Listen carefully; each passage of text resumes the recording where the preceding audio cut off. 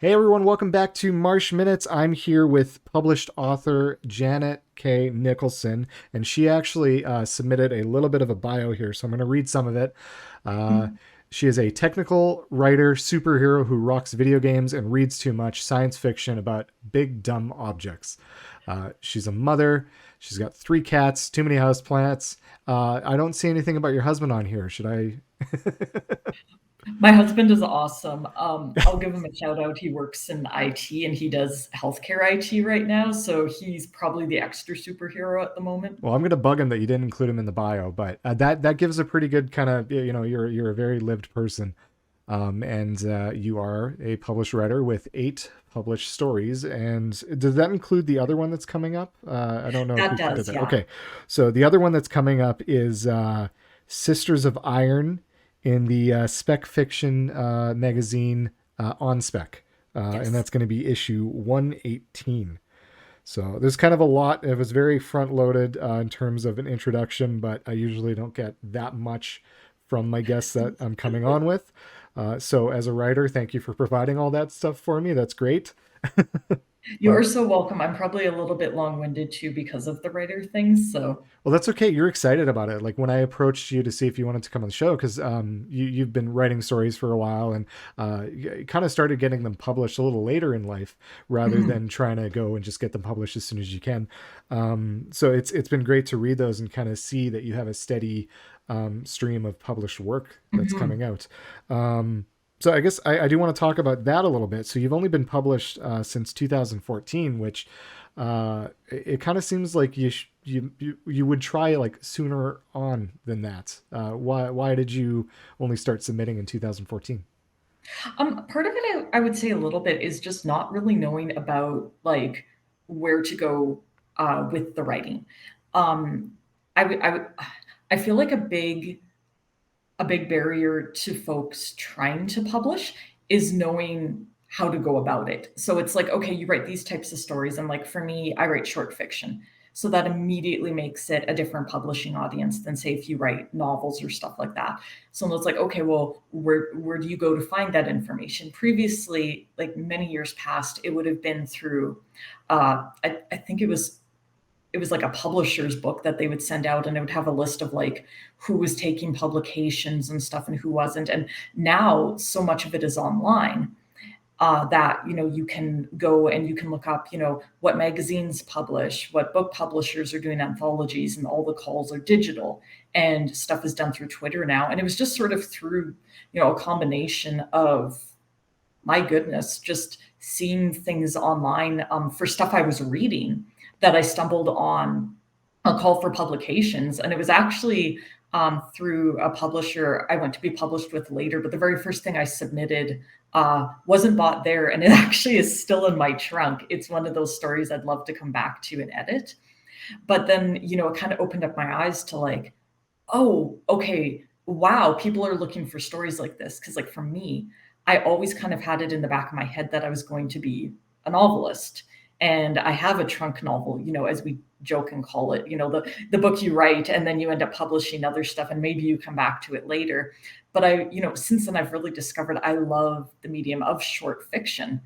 And so I think just like not knowing about there being all of these original fiction venues to work with was a big part of it. And I mean, part of it, like in my goodness, as I sit here thinking, how old am I? It's been one of those I wasn't maybe gonna a call you out. I wasn't years. gonna betray that.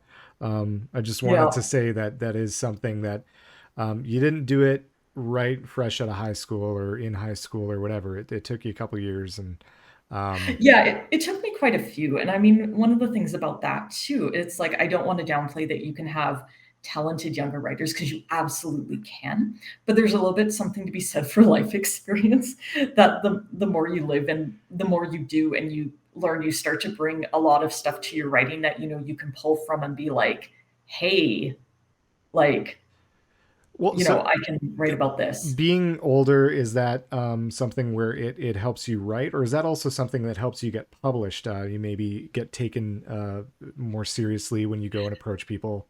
Absolutely not for the latter, because so many publications are done blind.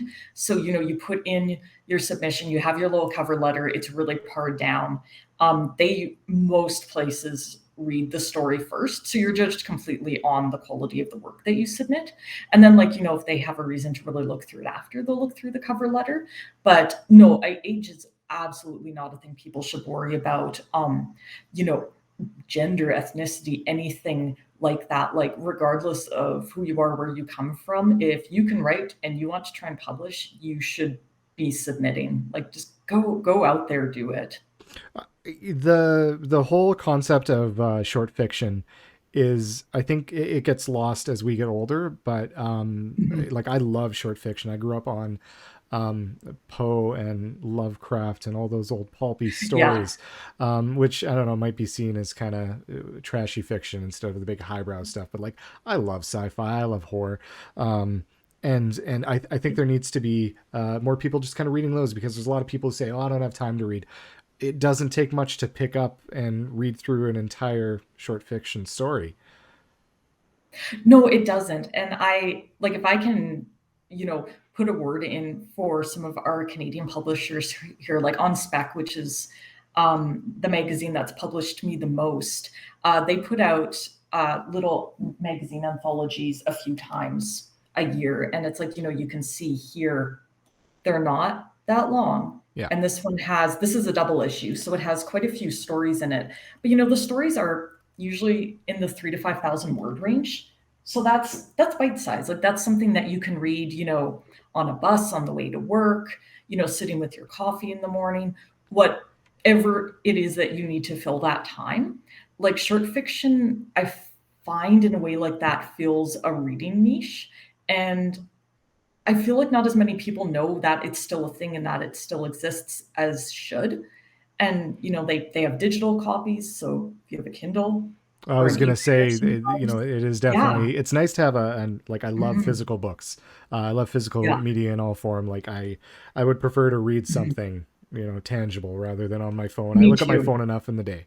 So it's nice that they still see the value in books. And I'm sure there's got to be a business value to that too. They're not going to Mhm. publish books unless it was actually worth it, because digital is so easy to um, just have something stuck up onto the website rather than worrying about paper Mhm. and distribution, all that. Yeah.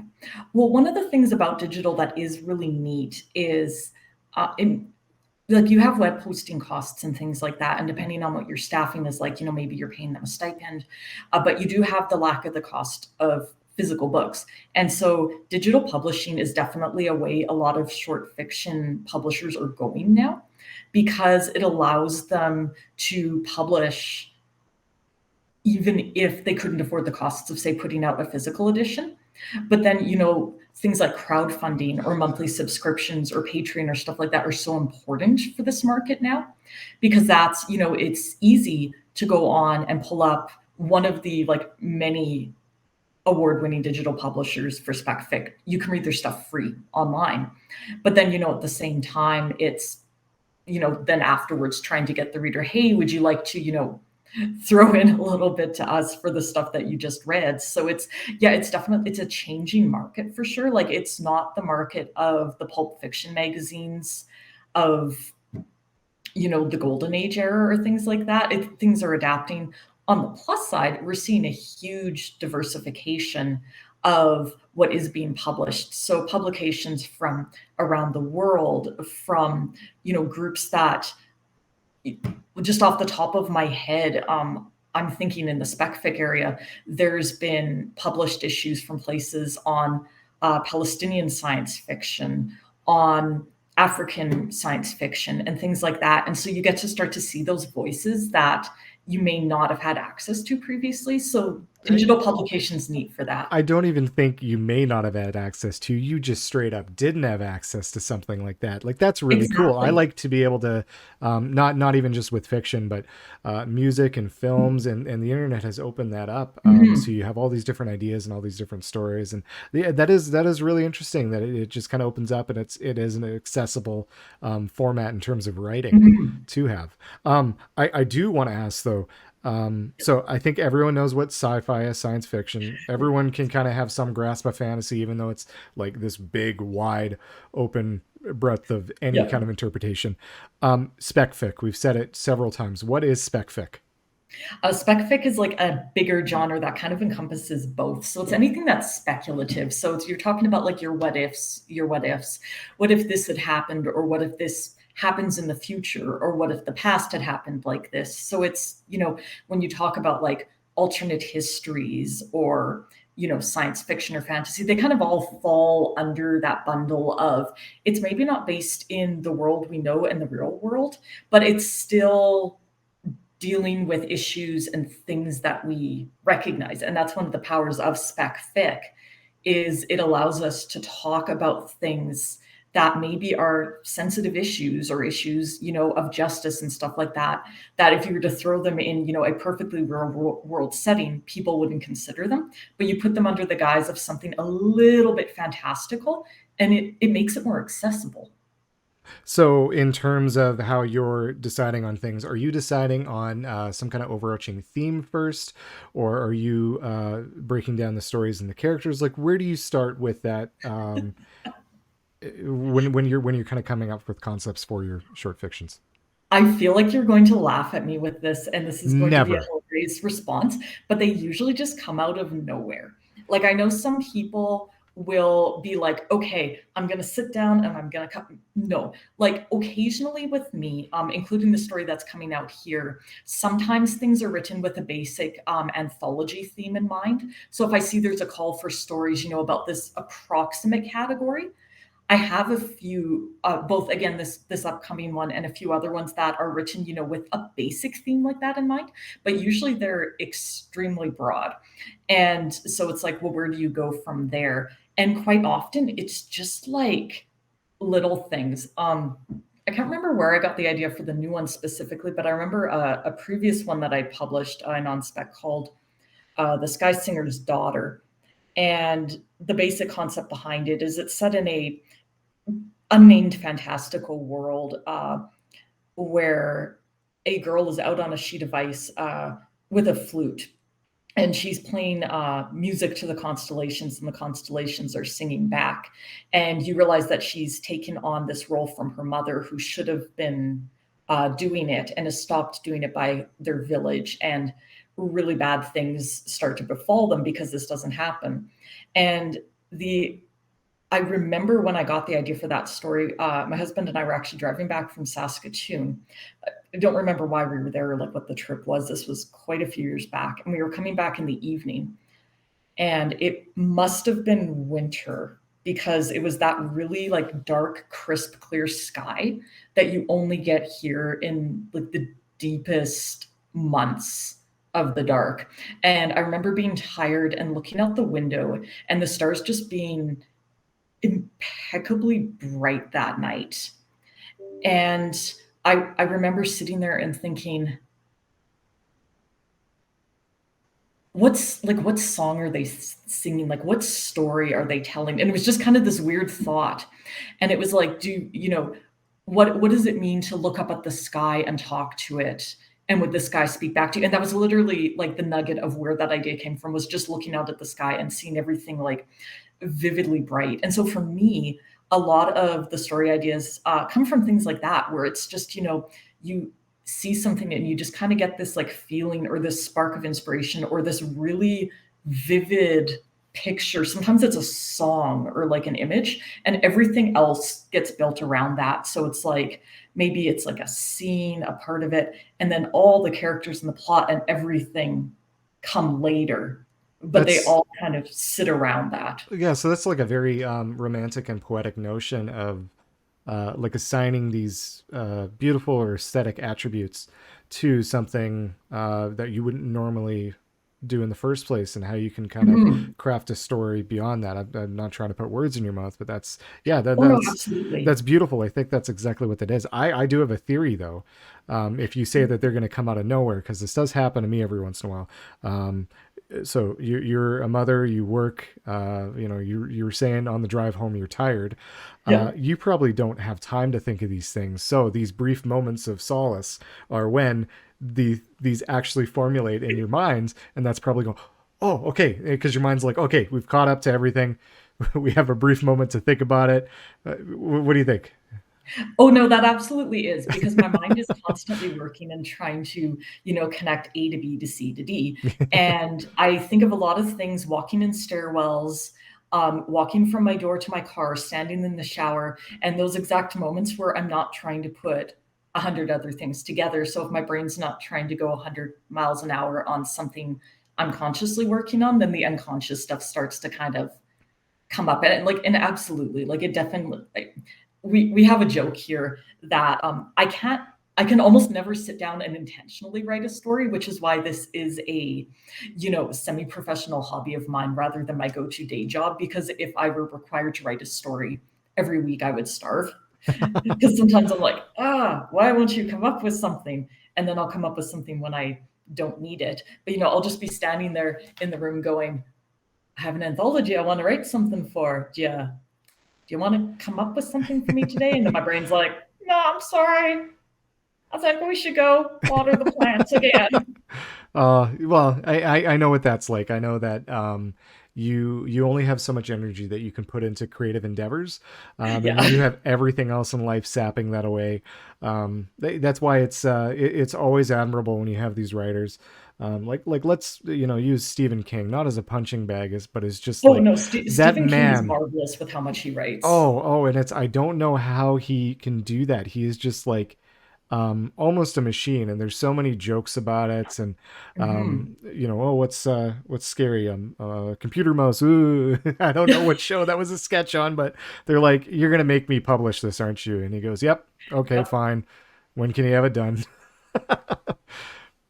And No, that's absolutely it, and I admire that, I don't know, it's just some people have that ability to kind of put their brain into that mindset where you go, "Okay, this is my writing time, I'm gonna sit and do it, and, I'm done." And, like, I know I've heard stories about Terry Pratchett too, that he didn't write tremendous amounts of words every day, and he was an absolutely prolific author when he was alive, but he would just sit down to write 400 words a day, and that was his goal. And if anyone listening to this has ever attempted to write anything or does it, 400 isn't that bad.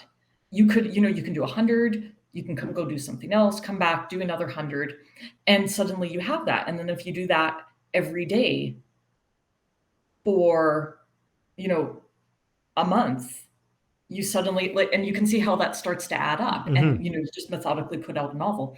And unfortunately, I don't have the focus for that, because what will happen with me is I'll get this idea and I'll want to sit down and write the whole thing. So almost every single one of these stories that I've published was written in one or two sessions, and then edited after, but they kind of just come out as they are. Well, how many sessions can you do when you're both a mother and you're working, and you got to take care of your husband because he'd be lost without you, right? So Oh, maybe when things kind of thin out a little bit there, then that can turn into multiple sessions. And yeah. you say you have that trunk book. That's something you've been working on for years. It's not something you have to restart every time, right? You know what? And you know what? The trunk book is done too, and it got submitted quite a few times. And this was right when I started, trying to do this professionally. And I got enough feedback on it that I was like, okay. And I knew what was wrong with it. And I actually went back to it, quite a few years later, and I looked at it and I'm like, both with the experience of having published stuff now, and then just again with the hindsight of being a better writer and knowing so much more, I looked at it and I'm like, oh yeah, I kind of see, like, what the issues are. So if I come back to that one, it's probably going to be stripping out the main ideas and then just rewriting it, Yeah. which, and not necessarily a bad thing. I feel like sometimes works of fiction would benefit from that. Well, what's Margaret Atwood? How many published novels does she have? Oh my goodness, off the top of my head. a fair number of them, but I mean, yeah, she's been writing for quite a while. So Uh, okay, I might be thinking of. Let me. I'm gonna look this up because I'm so bad with names of authors. Um, yeah, I think you're thinking of Harper someone else Lee. because I'm thinking of Harper Lee. yes, Margaret Atwood is. Yeah, no. Harper Lee. How many novels has she written and published in her lifetime? So, she's actually published a second one. So she had To Kill a Mockingbird, and then years and years later, even just recently, it was she. posthumously, I believe. Oh well, is that even her publishing it? Then that's just someone being like, "Wow, Yeah. Oh yeah, there's a whole interesting conversation around her second work, but Ghost and and a no, Watchman was published in 2015. She passed away in yeah, 2016, I suppose." yeah. Yes, that's right, because it was published right before she died, but then there were questions about whether she had given permission for it. Mm-hmm. And Then that's yeah, no, that's it, that's a difficult conversation to have. Yeah. yeah, Well, no, and it's some authors, they're insanely prolific, and some of them are, you have your one perfect book. yeah. Well, I apologize. I don't know if Margaret, you're listening, but I'm very sorry that I got you confused there with Harper Lee. I will I will atone by checking out Handmaid's Tale again. Um, yeah. So your publisher for the most recent book that's coming out, On Spec. Can you tell me a little bit about them? Yeah, they are run by the Copper Pig Writers Society out of Alberta.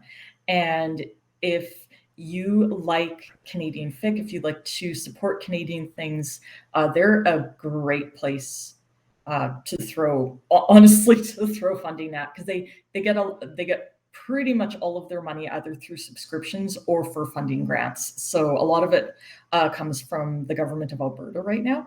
But yeah, they publish Canadian writers. They've published people for their first publication credit quite a few times because the pay amount for short fiction publishers kind of varies really wildly, and they're just under what's considered a professional rate for the various associations that govern, like, whether you're considered a professional based on how much you pay. And yeah, so they're, I don't know, I've published through them and they've helped fund house renos for me and little things. I'm not making a living off it, And but I and you're keep, doing something you enjoy at least, right? Like this is I'm a doing creative something I endeavor. enjoy, and they're a wonderful team that does it. Pretty much all of them have, if I remember right now, they've had some editors swap, but they all have day jobs or do other things. So this is something they're really passionate about as Mm-hmm. well.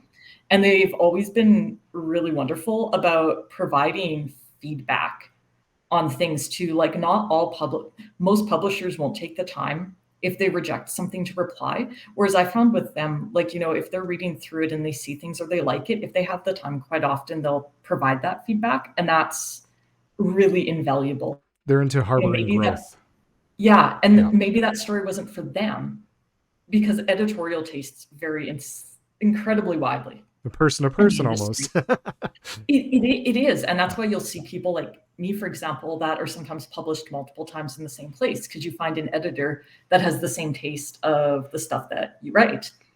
But, being able to get that feedback, you have that going forward. So say if you submit it to someplace else, you can look at that feedback and go, okay, what's editorial taste and what is actually like writing suggestions, and you implement those, and then maybe you get published. Wasn't Harry Potter denied like 12 times or something before? It was a larger number than one.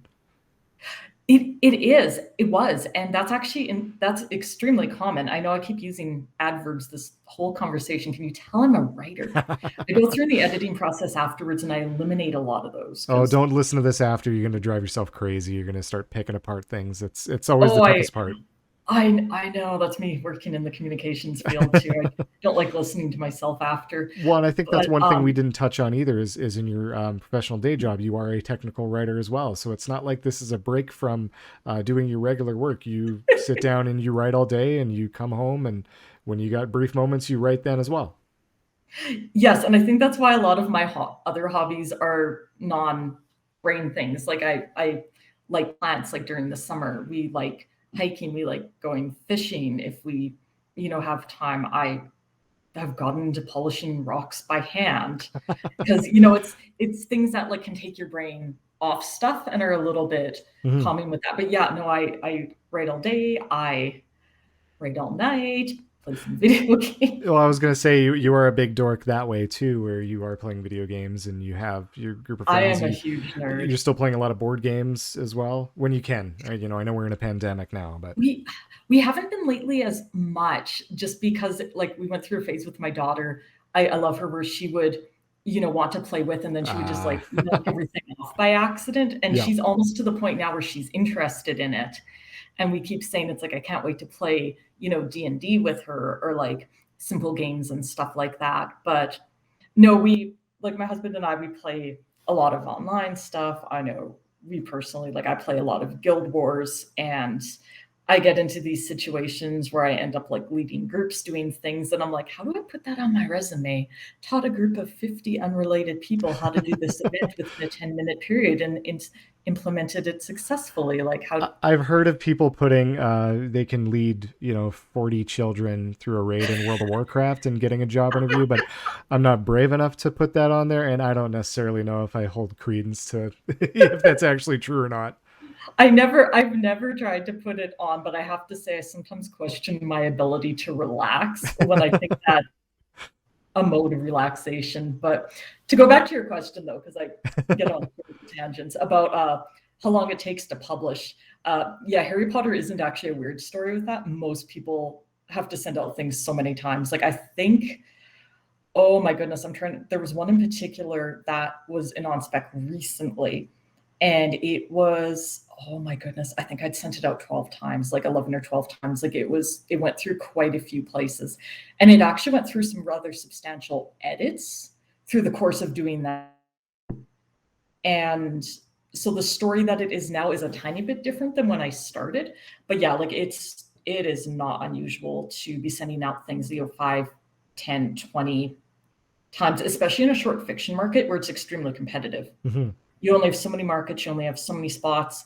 And if you have 10 spots and 20 good stories sent, you pick the 10 you like best. So So what you're saying is if it's a very competitive market, that means that we need more short fiction magazines and publications. we we do, and I would love that. I would love to see more of those and more people getting to be editors and more people's voices getting out there too, because that's the other thing. It's like spec fic is amazing too because where people intersect with it depends so much on who they are and where they came from and grew up, and the stories they want to tell in it are very very different, and we get this like wonderful mix of things the more venues that we have. Mm-hmm. Uh, so I like one of the big reasons why I wanted you on, and we kind of touched on this beforehand, is I want you to give a little bit of advice and inspiration for some young writers who might want to get published, whether it's long form or short fiction, science fiction, or drama, whatever they can, whatever they want to write. I think there needs to be more writers. What can you tell them? I'm going to tell them a couple of things. The first thing is the more you write, the better you'll get. I think it's really easy to get bogged down in quality and get stuck on one thing and just be like, well, I have to rewrite it again and again until it's perfect. But honestly, the best way to get better is just keep writing different stories. Like tell one, if it doesn't, if you don't do anything, write a story for yourself, write a story for your mom, for your dog. When I add up the number of words I've written versus what I've published, the number of words I've written is almost 1 million. And this is not an over exaggeration, and I've tallied it up. And so it's like when people, that whole thing about how many hours do you have to put into something to get good at it? To a degree, just practice, like do it. Some of it's going to be awful, and that's totally okay. You're going to have off days. You're going to look at it and be like, what was I doing? And that's normal. Second thing I want to tell you is write what you love. Okay, so this is my dirty little secret I'm throwing out to the podcast here. I don't have a creative writing degree. I took one creative writing class in undergrad, and one creative writing class in my master's program, and that was it. I cut my teeth on writing by writing fan fiction literally from the time before I knew what it was, when I was like 7, until I still write it. And no, I'm not telling you what my online name is or what I write for. Oh, that was going to be my next question. No, that one gets to stay secret. If I get it out of her, it'll be in the description below. But one of the cool things, and so many people get started doing that, or it's like, hey, I have a story I want to tell. And it's like, do it, write that. It's something you love. And it doesn't matter, what the story is about, or whether it's for you or for other people, do that. And heck, if you want to write fanfic, that I got so much feedback online from, being a terrified, like 14 and 15 and then 16 and 17-year-old posting stuff, and having people who, like were my age now or older, providing feedback and helping with that. That was like a critical part of learning and growing for me too. So you can write in a vacuum, and that's totally okay. But there's also writing communities out there. There's local ones. There's the Saskatchewan Writers Guild. There's, when there's not a pandemic on, there's events. There's Moose Jaw, I think, always has a words in the park or a poetry in the park. And it's, there's lots of ways to get out there and get involved. And the internet makes that magical because it doesn't necessarily have to be local. So yeah, write lots, write what you love. Don't let anyone tell you that what you're writing doesn't matter, or that, it's worthless, or who would write that. You're doing it for you. And if you're not doing the writing for you, first and foremost, you're not going to love it. And it's not going to be good. It has to come from like right here. Mm-hmm. She's pointing to her heart for people who are listening to the audio portion. I think we could probably hear that, but thank you. That's amazing. That's wonderful to hear. I love hearing about your whole situation here. If there's anything else you want to talk about other than Sisters of Iron, which is going to be your short story in the next issue of On Spec Magazine, number 88, I believe, or sorry, 118. The issue is. Yeah, that's going to be in issue 118. So it should be the next one. I don't know exactly when it's coming out, kind of end of the year, very beginning of next year. But I'm excited about the story coming out because it's actually about a plague. It's a historical fantasy about the Black Death. And the really funny part is I wrote it before COVID happened. And so you're an oracle.